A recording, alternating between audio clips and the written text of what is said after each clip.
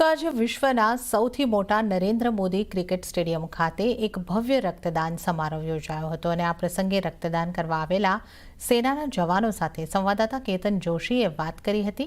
આવો જોઈએ. દુનિયાના સૌથી મોટા નરેન્દ્ર મોદી ક્રિકેટ સ્ટેડિયમમાં અત્યારે લોકો મેચ જોવાની પરંતુ રક્તદાન કરવા માટે આવ્યા છે. આપ મારી આસપાસ જોઈ શકો છો કે હજારો રક્તદાન બૂથ છે, ત્યાં અત્યારે કામગીરી ચાલી રહી છે. લોકો રક્તદાન કરી રહ્યા છે. શું આમ અને શું ખાસ, પરંતુ લોકો મોટી સંખ્યામાં અહીંયા બ્લડ ડોનેશન કરી અને પોતાની જાતને ગૌરવાન્વિત મહેસૂસ કરે છે.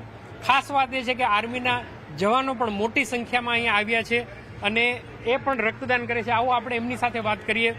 અચ્છા, તમને કેવું લાગે છે આજનો દિવસ અને શું કહેશો આ પ્રસંગે તમે? બહુ સારું લાગે છે.